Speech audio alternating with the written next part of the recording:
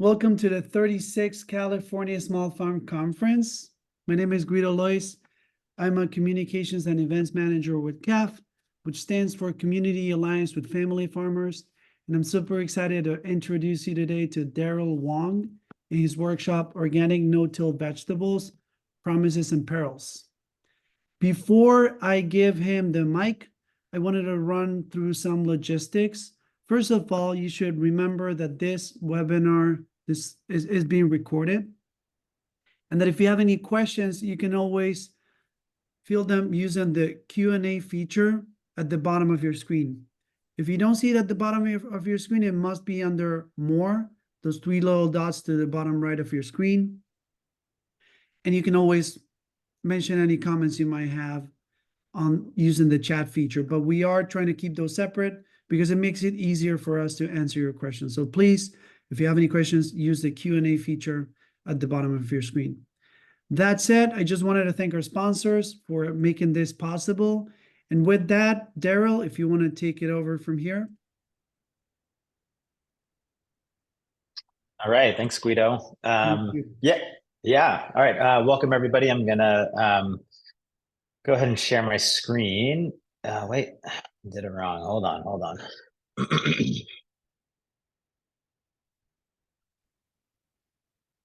Okay, just confirming that is working. Yeah, that looks good. Okay, great. Well, yeah, thank you everybody for being here. Really excited to give this talk today. I will say, I've been a little bit on like a circuit with this talk. I've definitely given it about 3 times in the last, I'd say 6 to 8 months. So if folks are on here that have heard this before, apologies. I was looking quickly at the attendee list, and it seems like there's plenty of folks maybe that haven't heard it yet. But I did throw in some new things here, and just to give a kind of structure of the session, I'll probably spend about 40 minutes, 30 to 40 minutes, just kind of going through a little bit about my research on organic no-till systems, and then I updated with a couple of like a quick little video presentation about some kind of anecdotal experiments that we've run that will lead into some thoughts on some of the projects that we're working on in 2024, specifically on this. And then hopefully there'll be a good chance for kind of questions and answers from the audience, to just kind of, I think ask follow-up questions. I do have the Q&A box open. It seems like if we get a lot more people, we might end up taking Q&A at the end, but feel free to drop in your questions and answers, or your questions during the presentation. I'll see what I can do to answer them. Okay, so just a quick background about myself. So I'm the executive director at the UC Santa Cruz Center for Agroecology. I've been with the center for about 11 years now. Previous to that, I ran my own farm with Kirsten Yog and Amy Courtney, which is Freewheelin' Farm. And that was for about 6 or 7 years. So I like to say I like to have my feet in a number of different worlds. So again, farmed for about 6 or 7 years, then came to manage the university farm and research trials for another kind of 10 years. During that time, I completed my PhD at UC Santa Cruz, again, with this research looking at organic no-till systems and nutrient cycling, and I'm now in kind of an administrative role. So in some ways, I'm trying to do it all, but maybe I don't get to do anything exactly. Like I don't get to call myself a farmer anymore. I barely get to call myself a researcher, but these are things that are near and dear to my heart. So with that, I'll just get going. So what I like to start the talk out with is a little bit of background on just no-till agriculture in general. The kind of global term of conservation agriculture encompasses no-till and some other things, but I just like to emphasize, like, this is a really kind of well-adapted practice globally. And so, this is about 15% of kind of global cropland is put in terms of the conservation agriculture bucket. And just to put that in relationship to organic, right, there's only 5% of global cropland in organic. So there's really kind of very different scales on which no-till is adopted. And there are really clear benefits, and these are well-documented benefits on the utilization of no-till and agricultural systems. It's really about, I think, soil health, soil aggregation, and kind of all of the things that I think many of us know come with that: improved soil moisture, infiltration, nutrient cycling, things like this. There has been a lot of work that shows that there's significant economic returns for no-till production. And I think the important thing from this chart here is just to know that when we're looking at it from an economic basis, oftentimes, whether it's conventional or organic, you will see reduced yields in no-till systems. But because of the impact on decreased expenses, whether it's tractor passes or hopefully inputs, you see a net economic return.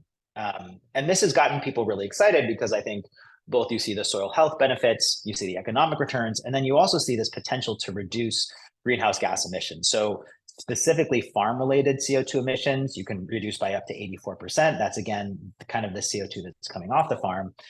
And then there's this additional kind of excitement, or there has been, I think, around the potential to actually sequester carbon into the soil via these no-till practices. And this is a slide that's just showing kind of roughly the size of the pool of carbon storage in petrograms. And you can see that the soil really dwarfs the capacity for carbon sequestration, both in terms of plant biomass and atmosphere, right? It's just a huge potential pool.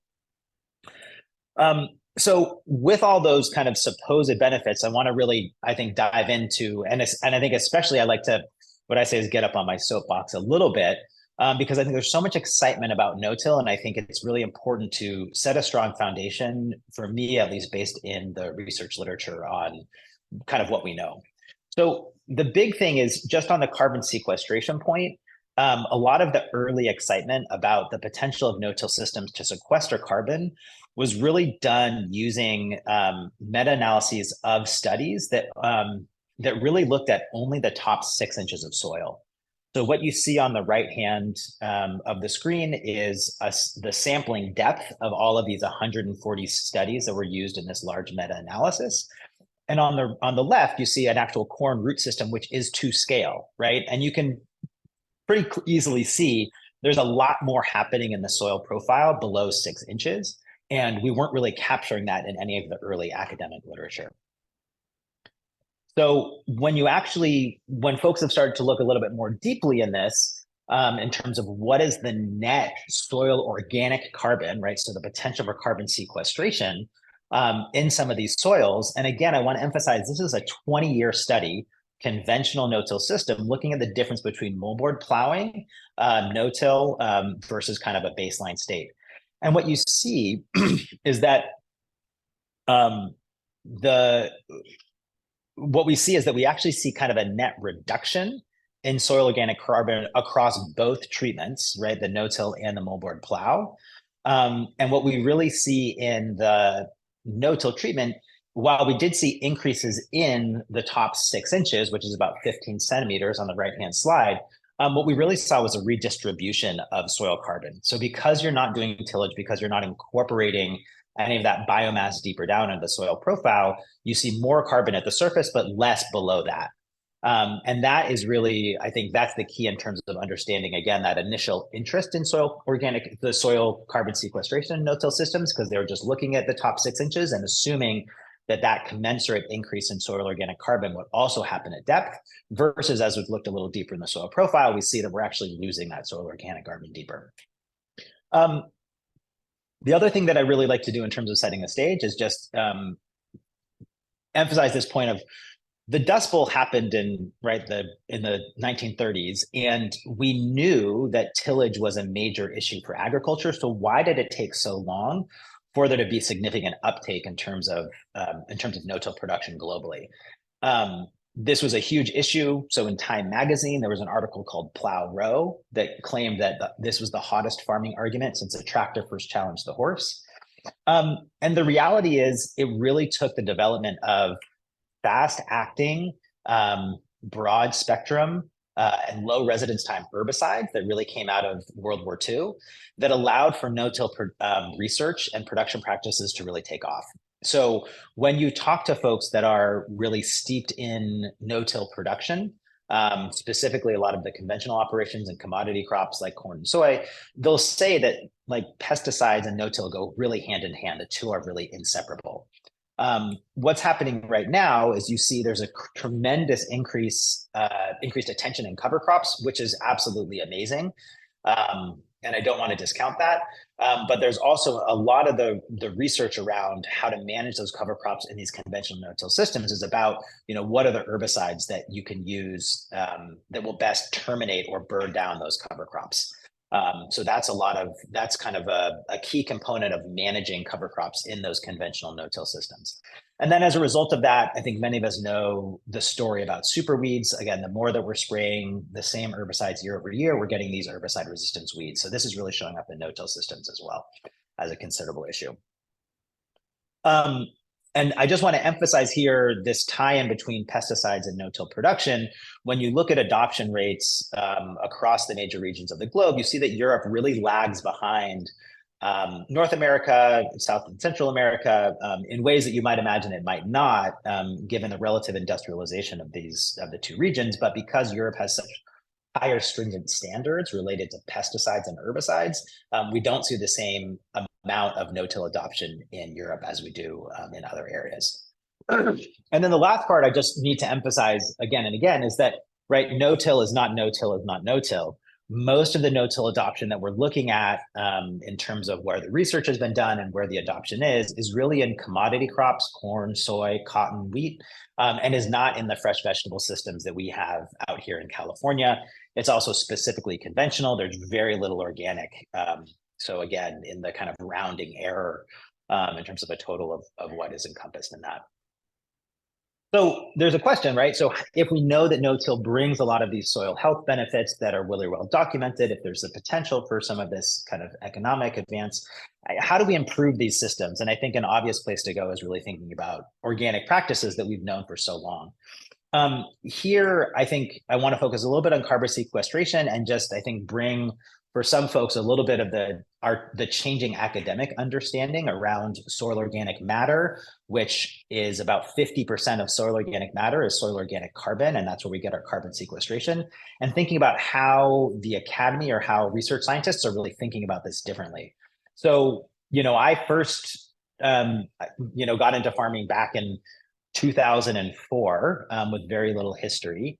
And, back then, I think the way that many folks talked about how you improve soil organic matter in your fields is that if you put in something like a grass that's more brown than green, i.e. it has more carbon than nitrogen, it has maybe physical properties, lignins, some of these recalcitrant molecules that are harder to decompose, that is what will contribute to your long-term soil organic matter, rather than something like a vetch or a legume that is a little bit more nitrogenous, and you think about that as kind of quick release. And that really reflects what was kind of the classical soil organic matter accumulation model, which really looked at, again, what's the physical composition of the kind of feedstocks or what you're putting in the soil, and how does that contribute? That has really changed in the last 10 to 15 years, where there's an emerging model about how we understand soil organic matter kind of accumulation, especially that which has really long residence times in soil, and that this is really derived from the microbial processes. So this is an idea that basically it's related to a lot of the sugars that plants will put out, the microbial activity that happens, the microbial necromass, which is basically just dead microbial bodies, and that because of the size of some of those molecules and how it actually adheres to soil particles, that's really a way to get this kind of long-lasting soil organic matter. So again, there's kind of the classical view, which is it's all about kind of residue composition, emerging view, which is really that no matter where you are in terms of the different size of and structure of what you produce, there's different ways that it can basically adhere better to the mineral surfaces. And then this kind of concept around this dynamic stability of soil carbon, that even though we're focused on accumulating soil organic carbon, even as it kind of adheres to this organic matter, there is this constant process of that organic matter kind of coming off of the soil particles, being eaten by soil microbes that then die and become organic matter that then goes back to the particles. And there's this little bit of back and forth with all of those processing supporting this kind of deeper leaching into the soil of organic matter that, again, is going to be a little bit more resistant or durable in terms of its long-lasting effects. So that is all to say, when folks have looked at what are the practices that support this dynamic stability, they really emphasize a lot of the things that I think many organic growers or diversified growers have known for a long time support our management practices, right? So this is cover cropping, residue retention, high carbon inputs like grasses or straw, organic amendments that are very diverse in their stoichiometry, which is a fancy way of saying like kind of the composition of what they're made up of. So think about feeding microbes a diverse diet versus just feeding them, right, cornflakes or Captain Crunch. And then this idea of kind of reducing tillage, even if it's not no-till, but we know that tillage does have some effect on these. And then again, when you look at the literature on this, especially some of the really recent literature that's come out in the last 5 years, when we look at the potential to actually sequester carbon at soil depth, we are really looking at the organic systems that are able to do that across the whole soil profile that includes some combination of both cover cropping and compost. And I say all this because, again, the history on the research of no-till and the fact that it wasn't able to adequately sequester carbon, given looking across the soil profile, those systems don't really incorporate some of these practices that I think many organic practitioners know, i.e. cover crop and compost, and the benefits that might have in tandem with reduced or no tillage. So that's, I think, one potential on carbon that organics can give you. When you look at pesticides, right, we've successfully taken pesticides, synthetic pesticides and herbicides out of organic production systems. But when you do this in organic no-till systems, you actually create this whole host of other challenges. So again, most folks, when they look at no-till production, we think about using the roller crimper, which is pictured here on the left. The idea is that you grow up a cover crop that has a significant amount of biomass. You're then able to crimp or roll and crimp that cover crop down and leave it as a weed mat that your crop can come up in, and ideally that's your weeding. Now I say ideally because the reality is that it almost never happens that way. And this is a recent kind of review of all the different challenges that folks are really addressing in organic no-till systems. And it really is incredibly variable, where you have these issues of how do you sow the cover crop? When do you roll it? When do you sow the cash crop relative to the cover crop? What's the impact on the cash crop harvest? And all these other potential challenges around cover crop termination. Can you get it to terminate 100%? How do you get your cover crop to establish? What's the relationship between cash crop establishment and the cover crop termination? And I'll say that there's definitely more questions than answers across the literature in this, and I'll point to some of that as we get a little further. So when we think about, so that's one of the challenges in terms of weed management, and then you get this additional challenge in no-till systems, which is really around nitrogen asynchrony. So what I like to say is that where we see, I think, conventional no-till systems have success in the transition period, because there's a well-documented transition period, assuming somewhere between 5, 7 to 10 years when you're really developing a whole different soil ecology and structure, conventional growers are able to get through that transition period because they can basically apply nitrogen as anhydrous ammonium, which is in almost a plant available state, right? They apply it as ammonium with a really quick step. It ends up as nitrate, and then the plants can take that up. As organic producers, we have to focus on the microbial mediation process, this fact that we need decomposers no matter what type of fertility we put in. We need some type of microbial process, and we know that tillage really stimulates that process for a lot of our aerobic bacteria and microbes. So we till the soil, we increase the temperature, we're increasing air, so the amount of oxygen that's present, and that really stimulates this fertility boost. And so this is still a challenge in tilled systems, but it becomes an even larger challenge in no-till systems. And then when you put those two things together, you have this really challenging trade-off where if you want weed management relative to using a roller crimper and laying down this mat, you're going to need residue that has a really high CN ratio, really high carbon to nitrogen ratio that's going to last for persistence throughout the season. However, because if we're trying to create a more biologically derived source of nitrogen, you also want that low C to N ratio, so higher nitrogen to carbon for nutrient release, which is really your legumes. And that, so sometimes it's hard to have the best of both worlds. In a tillage-based system, we can combine those as a cover crop mix, but there's such an issue we have such a challenge with termination asynchrony for mixes in cover crops in a no-till system with a roller crimper, because a lot of that timing is biologically determined. So we have to look at when a crop, basically when a rye reaches either the flowering or the soft to dough stage, a biological stage of growth, which when you crimp that stalk, the plant's not going to try to grow back up and do more vegetative growth, but it's just going to lay down and die.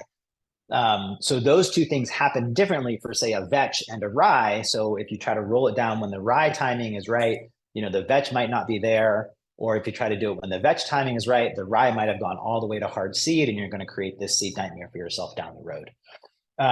Again, this is not an issue for conventional growers that are playing around with these really creative mixes of 13, 15, 20 different multi-species mixes, because they're burning this down with herbicide, and they can just choose when they want to terminate that cover crop.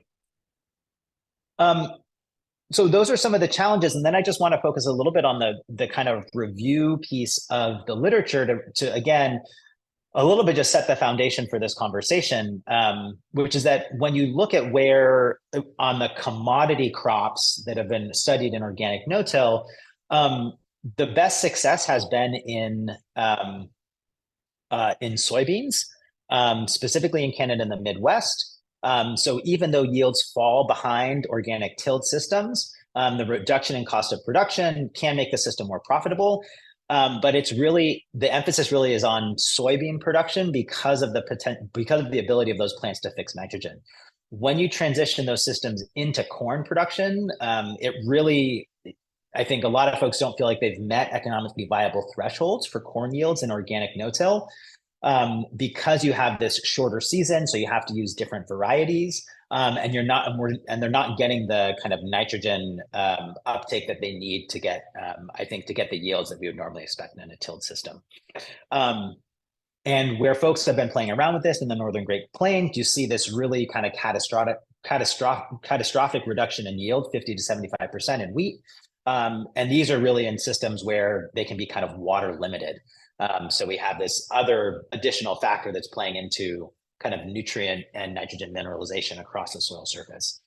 I will say also that these most successful no-till systems in organic are all based on, actually, it's kind of an annual no-till cycle where they do tillage in the fall to prep for cover crop establishment, because that is so important to their full cropping cycle. So even the successes that folks have had in organic no-till on commodity crops have really been limited to like an annual no-till practice. Okay, so that is on the commodity crops. As we switch to, I think, no-till vegetable production, this again is just results from the literature. And really what we see early on is kind of incredible crop and yield reductions. So, across tomatoes, zucchinis, and bell peppers, 89% yield reductions relative to a tilled. Sometimes those can change, so variability year to year, but what we would consider basically total crop failures. A lot of the research that's been done recently has been published in the last 10 years, so it's still very recent. As we see some of that pick up, we see continued failures across cucurbits, and brassicas, limited data on leaf crops. And so, and some success with tomatoes, but mostly similar inconsistency and what I would say is kind of total crop failures. So again, the takeaways, I think, from the literature, at least in my review of it, is that it's basically like catastrophic losses in these systems. And I think that that is a combination of both the system not having a level of maturity in terms of its ecological production, but also what I would consider a real kind of need for basic agronomic experimentation. When you read through the methods of a lot of these studies, there's really inconsistent ways that people are getting plants into the ground. It varies from folks just putting it in by hand with a trowel to actually using a no-till transplanter. And so I think in some ways, the production system is just not quite mature enough to read 100% with accuracy into some of these systems. Where there was kind of pointing towards success would be, tomatoes and broccoli seem to have some of the most successful potential across these studies. And I think one thing to really focus on here is just the kind of root architecture of these plants and their expansive root systems that we know will go down, 3 feet plus. In some studies have shown that these systems work. So again, it's this idea of, I think, early on utilizing crops that might be better kind of bred and structured for a no-till or limited nutrient environment. Plasticulture is a really big one where, plasticulture paired with no-till, there's been some success in that relative to tillage treatments. And I'll have some more kind of data from our region on that later in the talk. And then there's certain aspects where higher levels of fertility sometimes resulted in yield equivalency, but really we're talking about 3x or more of like a standard application of fertility.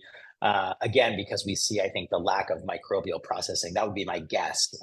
But again, we're not sure. And then again, that was kind of an international survey of organic no-till literature. And then when you put that in the California context, right, we're highly drought susceptible. We have some of the most productive and lucrative specialty crops in the nation.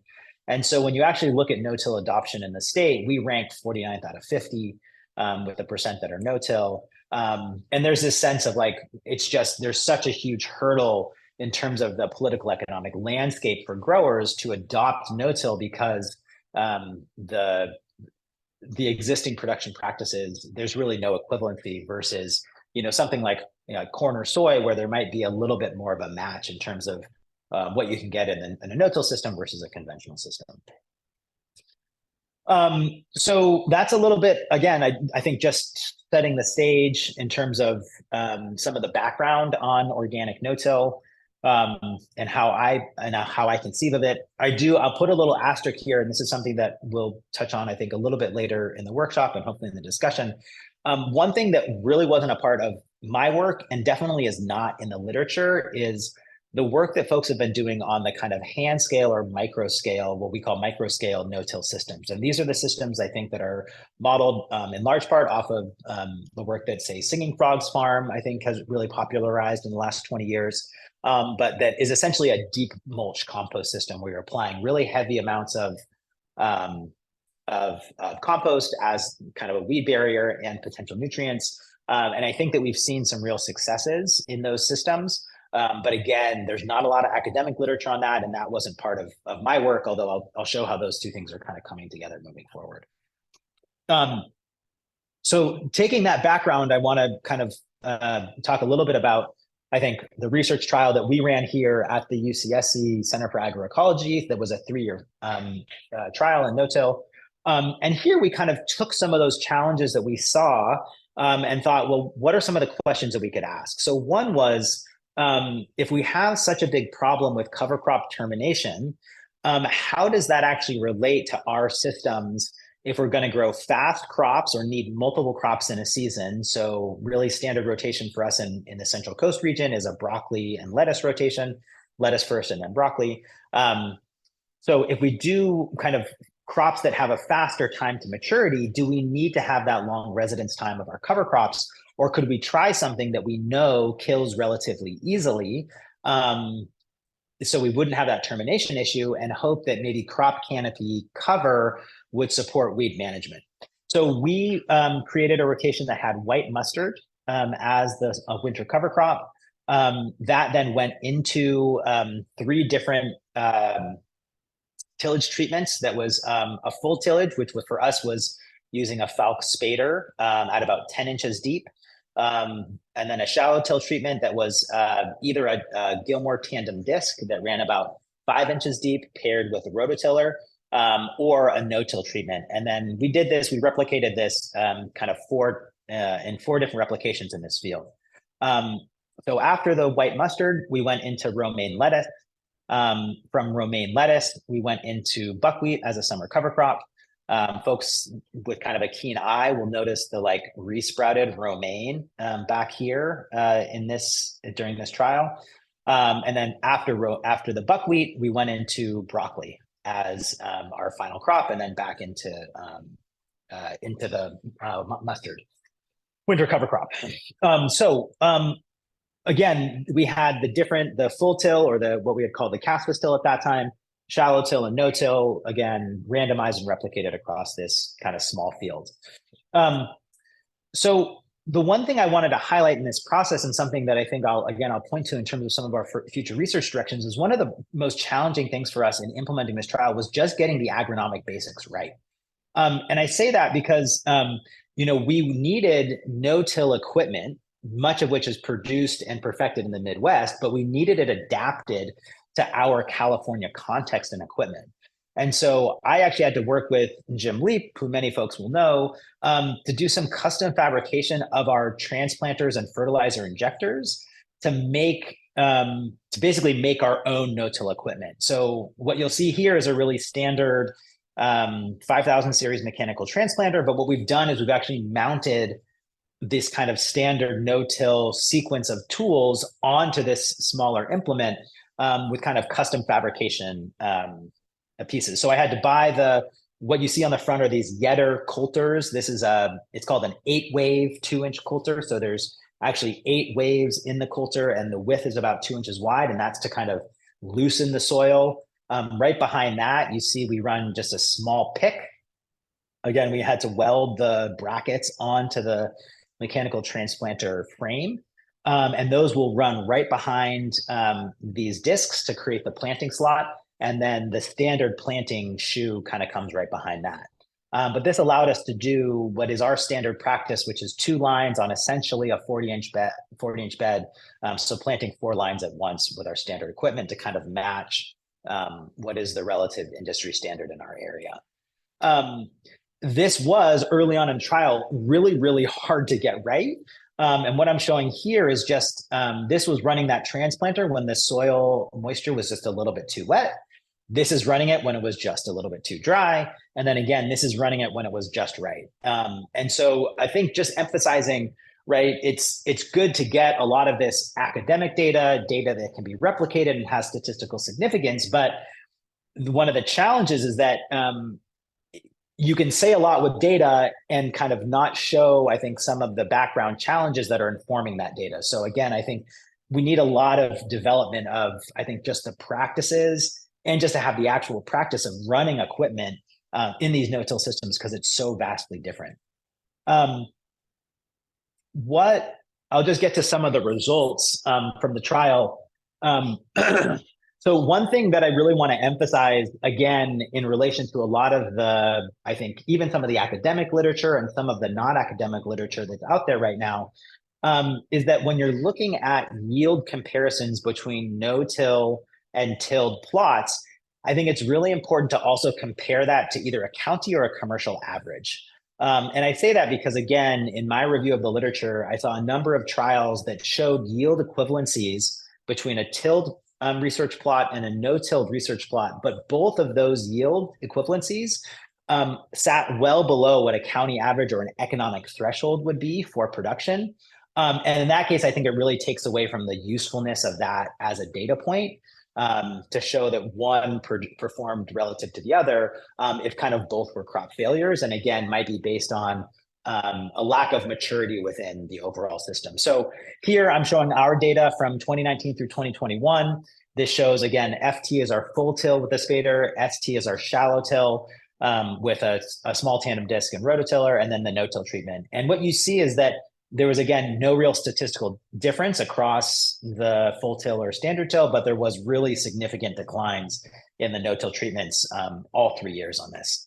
When you do that with broccoli, we had some issues in the first year, again, just getting the trial right. But, as we had that kind of economically viable yield, we really saw, again, kind of reductions in the no-till. You can see there was quite a bit more variability in the broccoli yields for folks that are used to some of the bars on this. But I think you can kind of see the challenges that we were up against in terms of the no-till yield. We did look at nitrogen on a monthly basis. So inorganic nitrogen is just kind of the plant available nitrogen that we find in the soil. And while we saw some peaks where, again, the full till and shallow till had significantly more, that was not always the case. And we didn't see really vast differences in terms of what nitrogen was available for the crops, even though we did see the really significant yield declines. And that really showed up even ahead of the yields when you look at just the pictures of the different treatments, at the same day. So this is our lettuce at 31 days, again, no till to shallow till to full till. So again, weed competition didn't really feel like it was a major issue for us here, but we still saw these really significantly decreased kind of biomass and size on this. And this translated to the cover crop as well when you look at the buckwheat, again, at 18 days kind of after planting. One slide that I'll show just quickly is we did see really significant differences in terms of how water was used. Typically in no-till systems, you think about with the lack of tillage and increase in water holding capacity.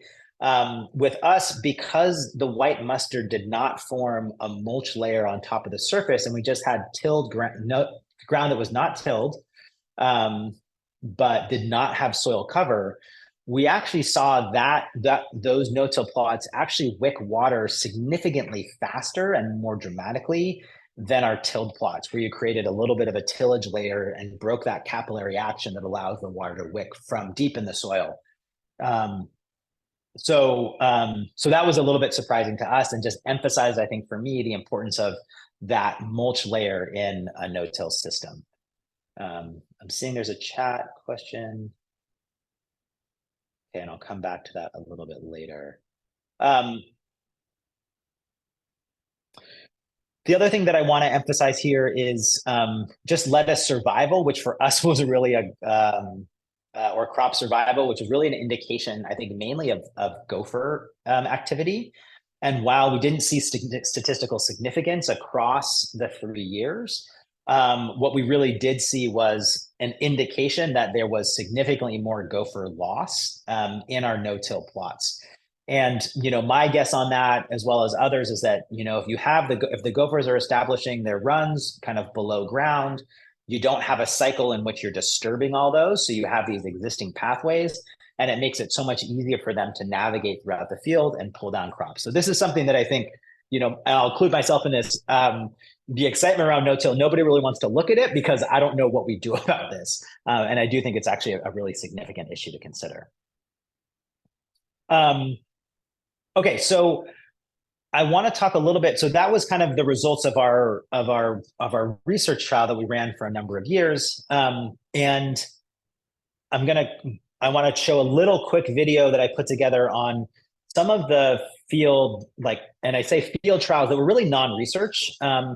And this gets at, I think, the importance of, for a system that is as early stage as organic no-till specialty crops is, I think we need to do a lot more kind of throwing the kitchen sink at these challenges and understanding these issues with a heavy dose of kind of grower intuition about what might work or not work, rather than spending a lot of our time in, I think, these very expensive and complicated replicated trials to get the powerful statistical significance, because I think there's so much that we still need to learn about just how to put these things into practice and what are the potentials of them.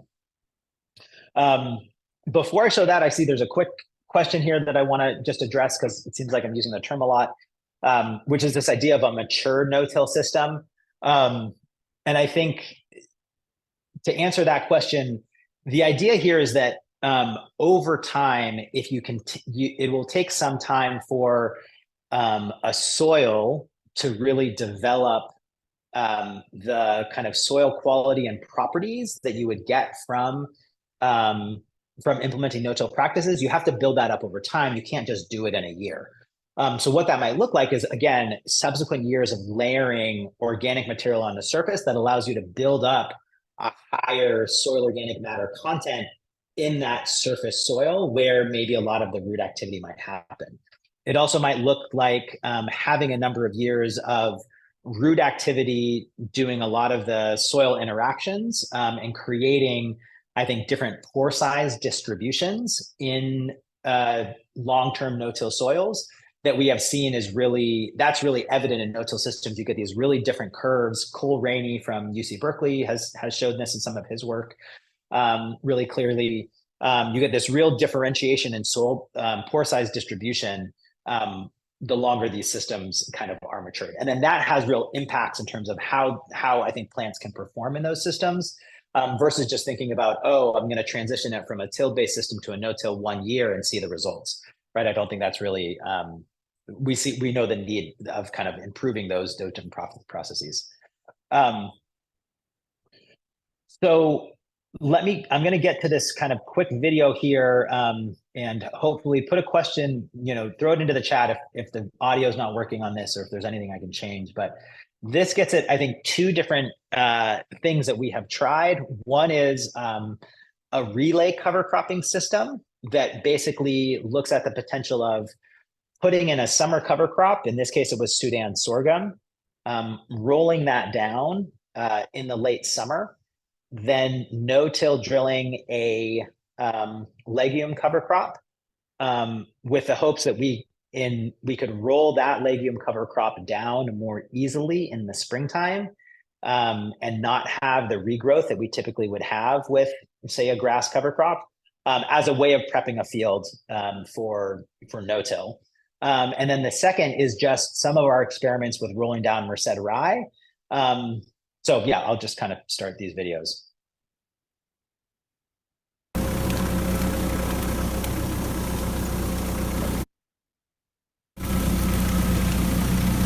So this is the roller crimper on Sudan sorghum.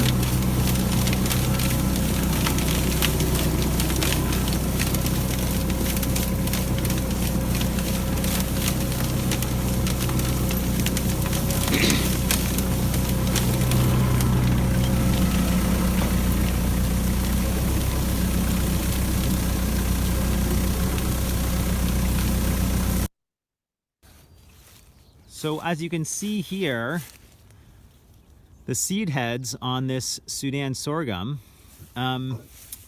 are just starting to form seeds. We'll see if you all can see this. These little balls that are just starting to form, those will be the seeds, but they're definitely not viable yet, which is really important because if we let this stuff get too close to viable seed, we'll have a big issue with this cover crop as a weed seed in the future. So because biologically, these cover crops are really starting to put their energy into seed formation, this is kind of the key time to roll this cover crop down. If you try to roll it earlier before it's in seed formation, oftentimes what happens is the cover crop just bounces right back up. So we're trying this out. This is part of what we're calling a relay cover cropping trial. The main purpose of this is basically, it's October 30th right now. We're rolling this cover crop down that we planted on July 1st. This cover crop ideally will create a nice weed mat actually for our winter cover crop. And what we're going to plant into this is an all legume cover crop. And we'll plant it with our no-till drill. So one of the challenges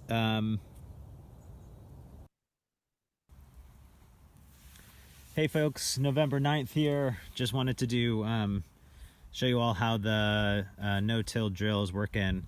Again, we're running a Lamb Pride 3-point 6-foot no-till for some of our plot work.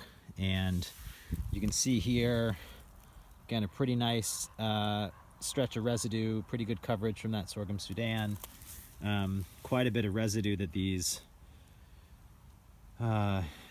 drills are working through. and we're getting pretty good seed placement.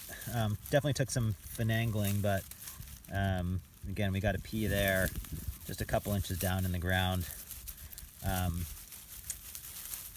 And just really nicely tilthed soil here, just from a little bit. Again, we put down about 3/4 of an inch of water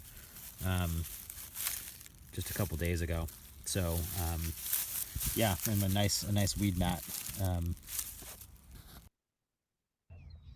Hey folks, quick video here of our cover crop that we no-till drilled into the Sudan sorghum that we'd rolled down in the fall after growing through the end of summer. This is one of the plots where we rolled it down. You can see the lines.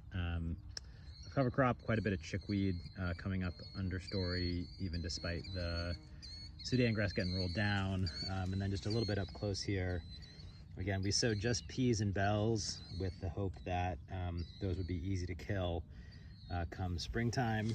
And again, you see a lot of chickweed growth here, but I also just want to show we still have quite a bit of the strong Sudan sorghum residue that's kind of underneath all of this. Hey everybody, just an update here. It's March 29th. I'm standing in our relay cover cropping trial. This is the trial that had Sudan grass in it that was rolled down in October and then planted into just a straight legume mix. So just bell beans and peas. So here we are, March 29th, springtime. We're gonna roll this down now, but I just wanted to give you all a sense of what it's looking like. Again, there's some tilled plots in here, but I'm standing in one of the roller crimped plots. So good growth on the bell beans and the peas. You know, they're sitting probably about 4, maybe sometimes 5 feet tall here. And just a quick view inside as we go down through all the bell beans. What you can see here is some of the little chickweed, but then below that, we still have remaining residue from the Sudan sorghum that's still providing some soil cover. So we're gonna roller crimp this today and see how it looks.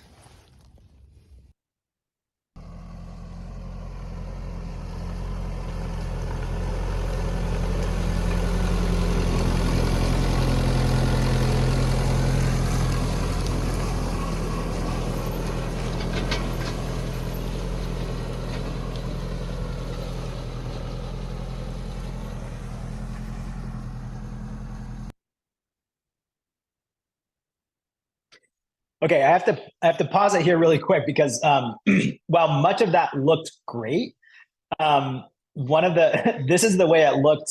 I think this picture was maybe from June of that year, and we ended up having a ton of grow back from the bell beans. So the field looks a little bit like a complete mess and a nightmare. And again, I think what my takeaway from this is that, you know, really interesting success in terms of kind of running a summer cover crop into a winter cover crop and establishment, but we may still need to get that mix right or that timing right in terms of rolling, maybe running a number of subsequent rollings, but like this is not a field that we could plant into. And I think you can also see beyond just the bell beans that have resprouted, there's significant weed pressure in this plot here that would not be serviceable for, again, a no-till crop.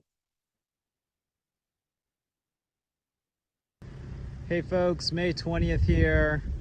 I am, this is our field of Merced rye. I'm gonna go ahead and roll it down just to look at the stage of timing on this. You know, we're starting to see our seed heads form. I think we're in that soft dough, definitely past the milk stage. Let's see if I can get one of these grains for you. But yeah, you see it's pretty green, kind of rolling in my finger. So this is when we did it last year and it worked pretty well for us. So I'll keep you posted.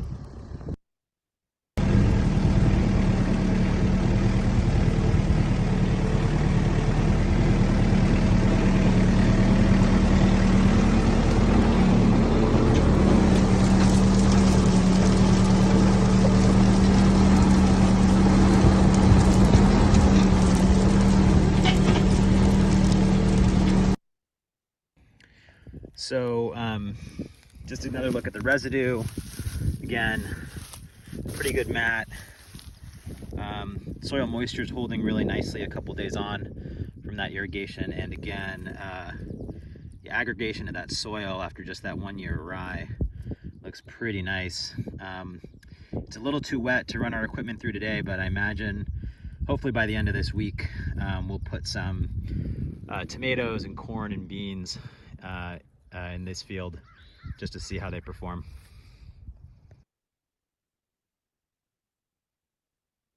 Okay, and then stopping again, because again, this is the way that field looked after we put those tomatoes in. And what you see is a bit of regrowth on the rye in terms of those small heads. That may be a kind of minor worry, honestly, for a crop like tomatoes. But what's more of an issue here is that folks with a keen eye will see the morning glory that is really coming up in this field. And that is something that I think, again, like the gophers, is an issue that is very serious for us to consider in no-till systems, is that, if you have a field that has some morning glory in it, or some deep-rooted perennial weeds, they are going to love that no-till system. And there won't be a good way to control them in terms of uttern cutting or things like that. Okay, so those are a couple of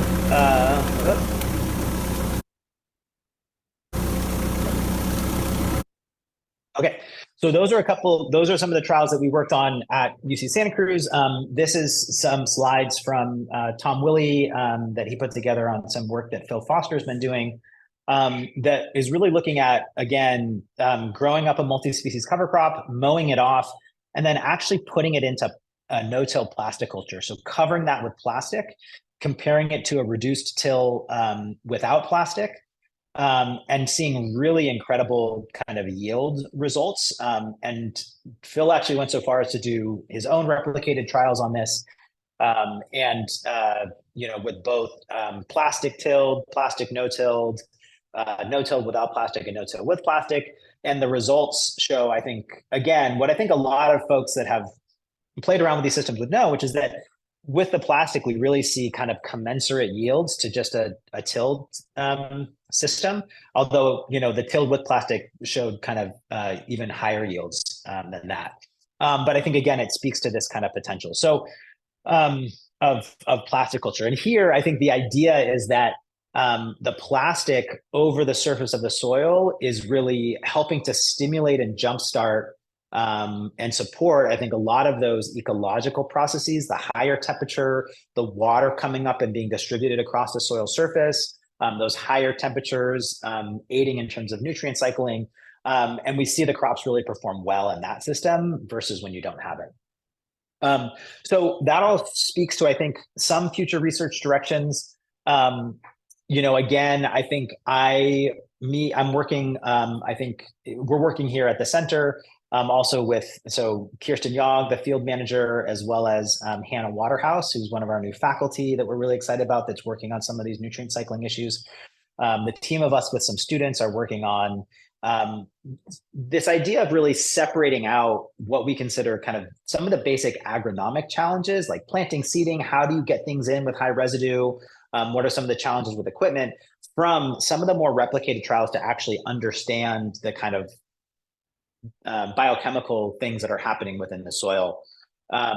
So we are running kind of two parallel trials. One, and we'll do this for 2 years. One is what we're calling just kind of a short-term or an anecdotal field trial, where we're going to have one section of the farm where we're not going to till it, and we're going to play around with a bunch of different agronomic practices, play around with different no-till transplanters, different irrigation regimes, different kind of varieties, maybe even look at some of the,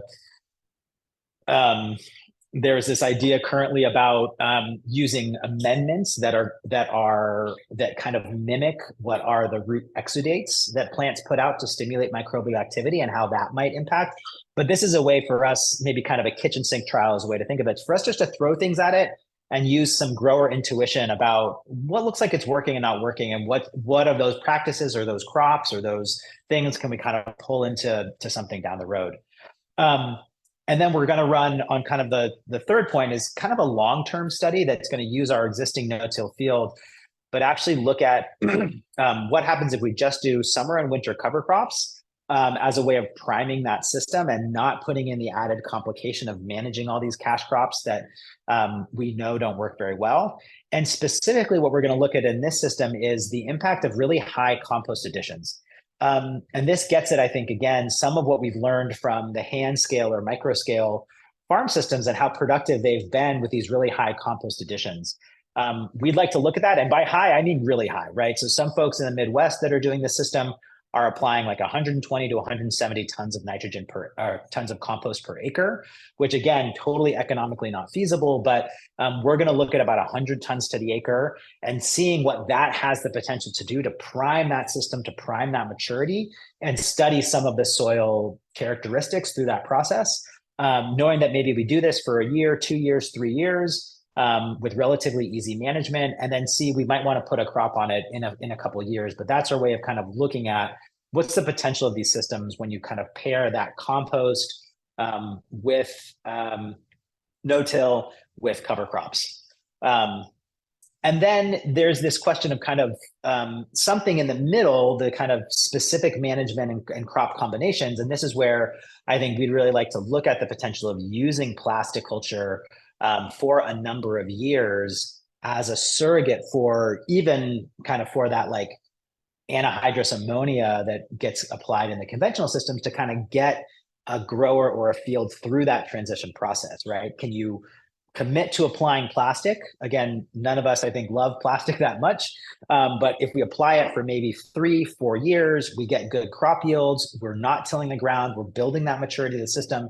And after that 3 or 4 year transition period with plastic, do we have the opportunity then to start playing with different no-till strategies, cover crop and cash crop combinations in a system that's already primed, you know, potentially both with weed management, but also with kind of soil development. In terms of not having it tilled and having a lot of active roots. So yeah, those are a couple of things we're working on. And I think we're doing pretty good on time so that we can move to kind of an open Q&A. Yeah, so thank you, everybody. And I guess I'll open it up for questions.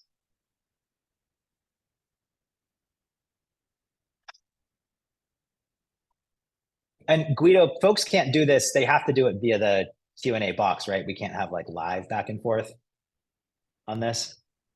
Not the way that it's set up, no. Okay, great. Well, we'll do what we can. So yeah, definitely type your questions into the Q&A box.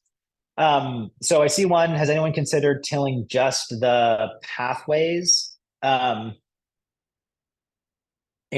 yeah, I think one important thing that a lot of us that are in conversation about this right now is this idea of, do we have to be purists with no-till? Again, I think a lot of the growers, even that are, you know, some conventional no-till growers actually will throw in tillage every kind of 1 to 3 years. I guess they're not calling it tillage. I heard this recently. They're calling it something like soil terracing, right? Where they're kind of re-leveling the fields. But I think that yeah, I think this idea of can we do selective tillage or tillage in certain areas? I think that's, you know, absolutely an interesting kind of question to have. Strip tilling is something that, you know, I and others there's others that have kind of played around with it, and I think folks are interested in loosely exploring, but not a ton of thoughts on that right now. And I think that might be able to, you know, if we think about tillage every, you know, 3 years or so, that would be a realistic way to control for some of that kind of gopher activity. That said, I think, you know, probably some folks, especially if there's any kind of scientists in the audience, you know, might be cringing at the idea of, you know, it takes a long time to build up specifically pore structure, and a single tillage event can really change that entire dynamic just in a single season. So I think we're still at a stage where we're understanding some of those trade-offs. The link for the roller crimper, it's an I and J, letter I, ampersand, letter J. I and J, they are kind of the industry standard for producing those roller crimpers. That one that we bought it and had it shipped out to us. So it's fabricated in the Midwest and shipped out to us and it was under $5,000 for that. And we bought a 72-inch, a 6-foot crimper. So they can be relatively affordable.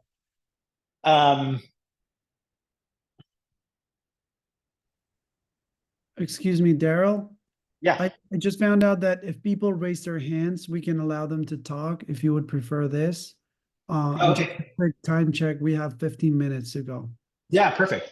Yeah, so why don't folks raise their hand? I'll see if I can, select people if you don't want to type in the chat and you want to have a little back and forth.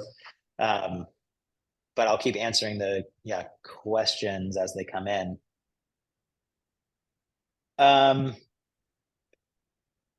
Okay, so if any advice for someone wanting to try no-till on a super micro level, 2 mounded beds that are 3 feet by 50 feet. And in many ways, I think I would recommend that level of, trying it at such a small stage in something that's kind of easier to manage. Because at this stage, at least from more of a kind of tractor scaled perspective, I wouldn't really recommend that anybody jump into this. There's just too many questions and there's been too many challenges for us to do it. On a hand scale system, I think there's lots of other ways that folks have gotten around it, whether it's a little bit of extra hand weeding, or again, these heavy compost additions where it's been successful. So I would say for trying it on a super micro level, again, my understanding of a lot of these micro scale systems is that some are not even incorporating cover crops into their system. They're actually cropping consistently through the winter. And that eases that challenge of having to deal with all of that biomass. You get an additional cropping cycle. And then I think the idea is that when you add a lot of compost and you have, I think that amendment to kind of jumpstart the system, that you can see that level of continuous production without yield declines. That said, I don't really know. I haven't been able to look closely at these systems in terms of how their yield is relative to, again, kind of commercial production and economic viability.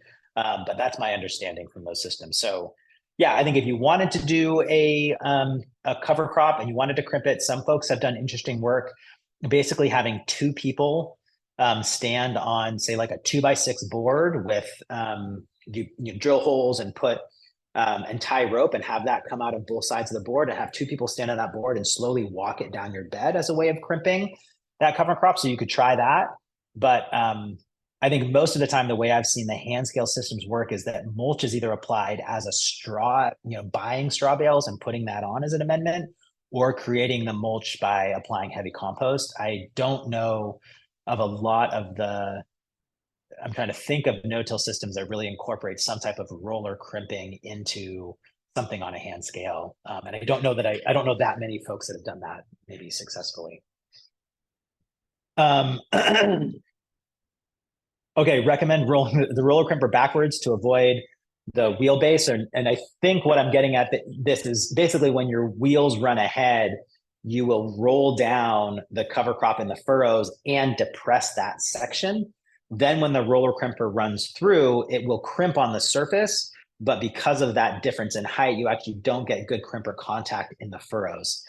So yes, a lot of times, especially in the Midwest, but others out here have tried it, basically putting a front mount 3-point hitch on for roller crimper application so that you can be roller crimping ahead of the tractor. So I think driving backwards, like depending on how skilled you are as an operator and how good you feel about your neck health, you could try that. I think what I've found is that it doesn't make that big of a difference when I've done it.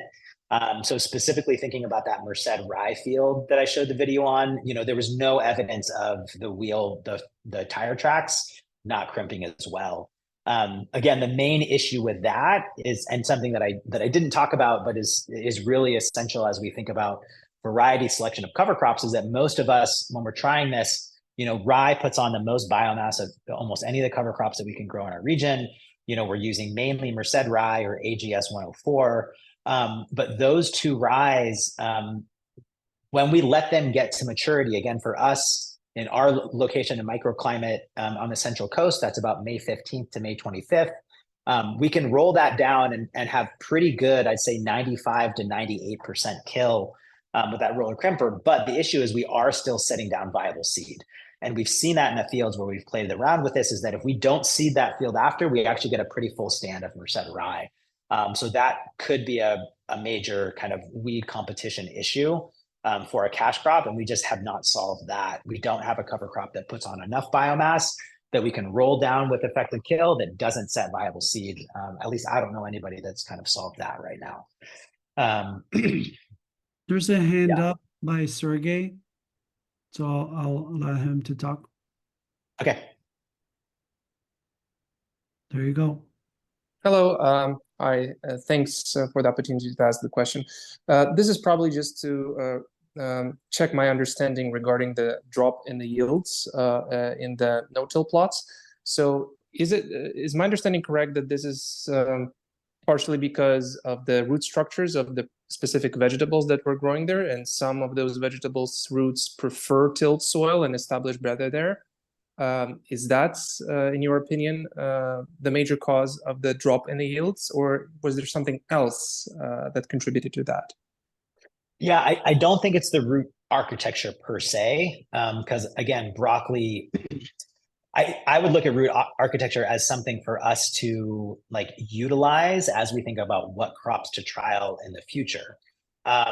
We don't know the mechanism why exactly these crops didn't perform, but my guess is it has something to do with nutrient availability. Specifically, it could be nitrogen. And that there's the interaction between tillage and the stimulation of microbial activity that leads to nutrient release is not happening in the no-till systems, and so they don't have access to the fertility that they need. One thing that's really been coming up for a lot of, I think even for tilled growers, and a lot of the research that's been done again in the last 10, 15 years on some of what we call kind of the organic plus, or the kind of model organic farms in the state, is that oftentimes when you look at these inorganic pools of nitrogen with conventional tests, i.e. nitrate strip tests, or like the sampling that I was doing, you expect you don't see adequate levels of nitrogen for crop production as you would need in a conventional system. But because there is that kind of dynamic process and stability of nutrient kind of release and absorption in those soils that are highly microbially active and have, I think, high organic matter levels, you can see there's not adequate nitrogen, but you actually see really great yield and performance. So again, I think my sense is a long answer to the question. My sense is that we don't have that kind of that dynamic process happening where there is some level of nutrient release given microbial activity because we're not stimulating it with tillage. Hopefully that works. And hence was your comment about the more established no-till systems, that they Correct. might be behaving Correct. differently. Yes. Okay. Yeah. I could imagine, right, if you had like a prime system that had been, again, this is what we're hoping to investigate here, but say 5 years of 2 rounds of like high root biomass cover crops. We're going to try again rye and probably just straight Sudan. 5 years of that with really heavy compost additions. How is a crop that gets put into that no-till system going to be different than one that's put into a system that's just recently transitioned from tillage, right? And I think that's a really interesting question for us to ask. And sorry, quick question. So since you mentioned soil testing, so is Haney tests and similar tests something you're looking into as well? Yeah, there's lots of different, I think, new soil tests. Haney is great. I think a lot of these, we're looking more at some of the kind of, the biophysical characteristics of the soil that would be outside of some of those tests to understand what's happening. Okay, let me jump. There's a bunch of other questions that have popped up. Okay, list of vegetables. Yeah, broccoli and tomatoes, I think, are worth a try.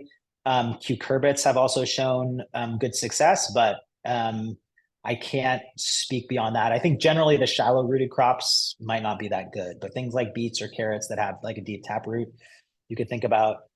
Cutting the cover crop using a scythe or sickle bar mower, or folks have investigated using a flail mower. I think that all works. This all gets to the challenge, the mechanistic challenge of if you cut that with a scythe or sickle bar mower, how do you get that mat to lay and stay in place, because once you start running equipment that is planting things into the ground, those loose long threads of biomass are going to get bound all over your equipment. So I think a lot of folks have, again, come back to roller crimping for that. Suggestions for no or minimal till for organic perennial crops.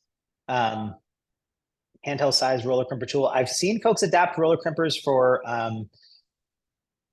BCS work before, so I think that would be an option. And I think in perennial systems, specifically, I think, grapes, trees, cane fruits, I think there's lots of opportunity to think about utilizing no-till because your plant's already in the ground. You have to figure out, I think you'd have to figure out your weed management if you have some type of tillage-based weed management system in that. But I think we're seeing really interesting results in no-till work, I think, in both vineyards and in grapes, because they have so much more flexibility because their crop's already in the ground and they don't have all those challenges of kind of crop establishment. Okay.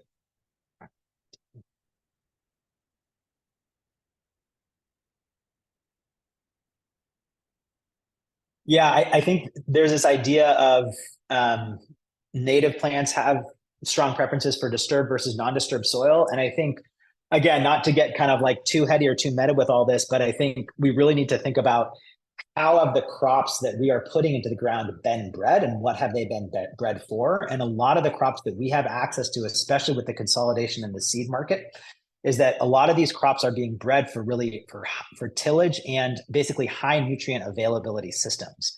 And I think there's a missed opportunity when you really look at kind of the back end infrastructure of our food system in what does it look like to develop crops and breed crops for low nutrient systems that have stronger root architecture, and that maybe balance those ecological kind of requirements are balanced with yield. So maybe you create a lettuce that doesn't yield, it yields 60% or 70% of current lettuce yields, but it's able to perform in a system that has lower nutrient requirements. And so we make that trade-off as a society, that we're willing to have slightly lower yields to have the increased kind of ecological benefits. And maybe I have time for one more. Oh, breeding. Yep. Yeah, but I think so cash crop varieties, but I also think really cover crop varieties. All right, Guido, I got one more thing to close that I just need to really say is, I think in some ways, like I've laid out why I'm so excited about the potential for these no-till systems, as well as some of the real challenges that we have.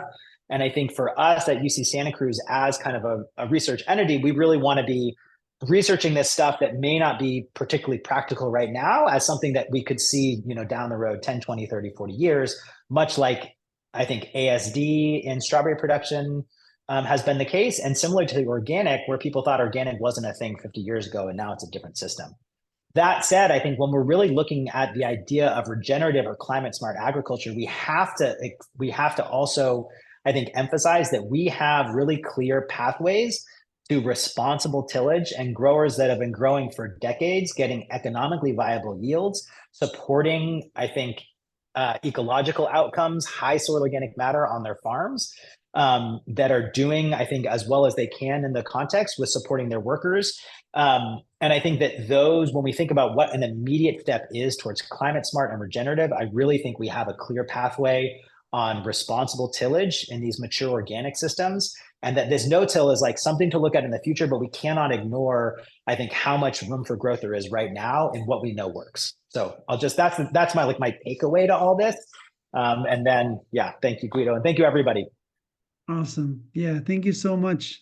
People were super engaged. That always makes me happy, and it was a great presentation.